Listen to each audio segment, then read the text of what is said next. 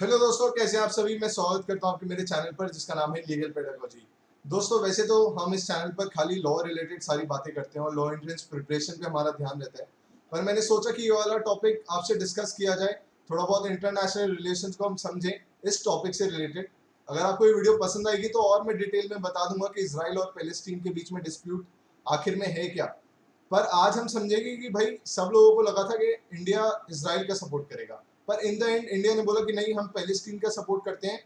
We strongly support Palestine. तो उसका reason क्या है कि इंडिया ने इसराइल को ना सपोर्ट करते हुए पैलेस्टीन का साथ दिया, जबकि इसराइल ने इंडिया का साथ दिया था ड्यूरिंग द कारगिल वॉर।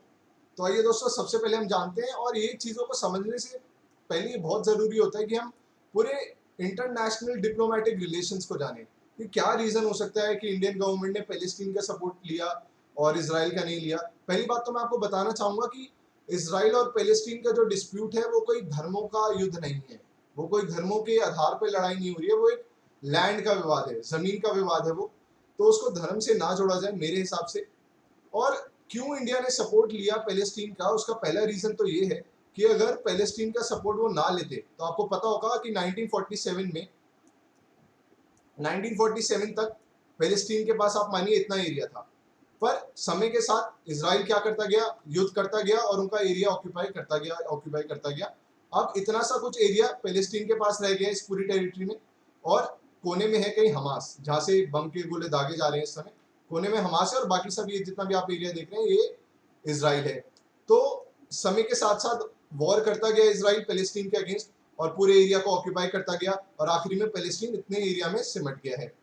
तो अगर इंडिया इस समय पैलेस्टीन का सपोर्ट ना करता और ये बोलता कि नहीं, हम इसराइल ने जो भी लैंड ऑक्यूपाई किया है उसका सपोर्ट करते हैं, हम इसराइल का समर्थन करते हैं, तो फिर क्या होता कि इंटरनेशनल कोर्ट ऑफ जस्टिस में फिर जो अभी इंडिया ने मुद्दा उठाया हुआ है कि जो पाकिस्तान ने ऑक्यूपाई किया था कश्मीर का एरिया, पीओके जिसको बोला जाता है, आजाद कश्मीर जिसको ये पाकिस्तान वाले बोलते हैं, तो फिर India international court of justice में इस बात को लेकर फंस जाता कि भाई एक तरफ तो आप इसराइल ने जो किया पैलेस्टीन के अगेंस्ट उसको सपोर्ट कर रहे हैं, और यहाँ पे आप कह रहे हैं कि जो पाकिस्तान ने ऑक्यूपाई किया area in the year 1947 Kashmir का, उसको आप कह रहे हैं कि वो गलत है, वो इंडिया को वापस देना चाहिए। तो इस वाली बात में वो इंटरनेशनल कोर्ट ऑफ जस्टिस में फंस सकता है, तो इसलिए उसने पैलेस्टीन का सपोर्ट किया। वही बात आती है साउथ चाइना सी की, जो कि एक और बहुत विवादास्पद डिस्प्यूट है, बहुत बड़ा डिस्प्यूट है, जिसमें China, Philippines, Malaysia, Brunei, Vietnam, उसके साथ ही साथ जापान भी इन्वॉल्व है। तो अगर इंडिया इसका सपोर्ट करता है इसराइल का, तो फिर चाइना बोलता है कि भाई फिर साउथ चाइना सी में क्या दिक्कत है, वो साउथ चाइना सी वाला एरिया भी हमें मिलना चाहिए। और उससे फिर क्या होता है, इंडिया के जो भी रिलेशन है फिलीपींस, मलेशिया, जापान, इन सब के साथ बिगड़ जाते हैं, जो कि इंडिया चाहता नहीं था। तो इसलिए उसने पैलेस्टीन का साथ लिया। वहीं तीसरी बात, एक और जगह जहां पे इंडिया अटका हुआ है वो है अक्साई चीन। अक्साई चीन का एरिया जो कि चाइना ने ऑक्यूपाई किया था इन द ईयर 1962, और अब इंडिया इसके खिलाफ लड़ रहा है कि भाई ये गलत तरीके से इन्होंने ऑक्यूपाई किया ये वाला पार्ट, और इंडिया को ये पार्ट वापस मिलना चाहिए।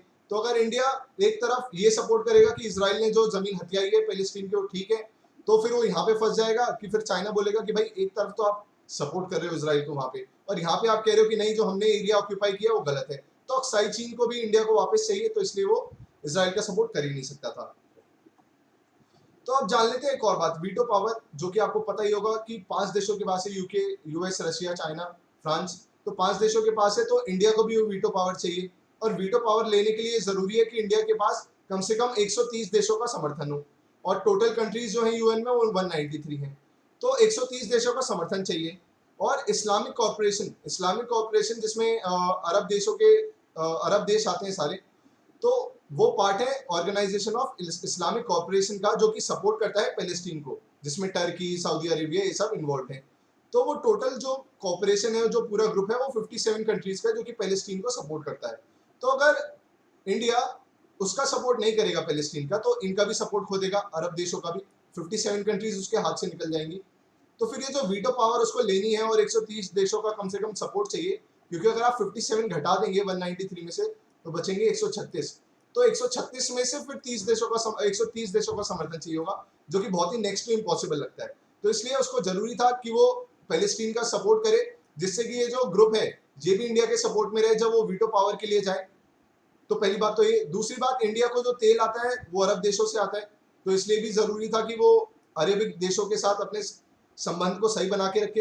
उसके साथ ही साथ एक और जरूरी बात क्या थी कि देखिए, इंडिया और इसराइल के बीच, इंडिया को इसराइल से बहुत कुछ डिफेंस में मिलता है, मतलब सपोर्ट मिलता है, तो 1 से 2% के बीच में। वहीं जब इंडिया और अरब के बीच में आप ट्रेड देखेंगे तो 17 से 18% है। तो इसलिए इंडिया ये भी अफोर्ड नहीं कर सकता कि भाई अरब देशों को नकार दे और इसराइल का समर्थन कर ले। तो दोस्तों, ये मैंने एक्सप्लेन किया कि क्यों मेरे हिसाब से डिप्लोमेटिक रिलेशंस को देखते हुए, इंटरनेशनल रिलेशंस को देखते हुए इंडिया ने सपोर्ट किया होगा पैलेस्टीन का। तो आपको ये वीडियो पसंद आई हो अगर, तो वीडियो को ज़्यादा से ज़्यादा शेयर कर दें, और अगर आप चाहते हैं कि मैं पूरा ये विवाद क्या है इसको एक्सप्लेन करूं, तो भी मुझे ज़रूर बताइएगा। Thank you so much.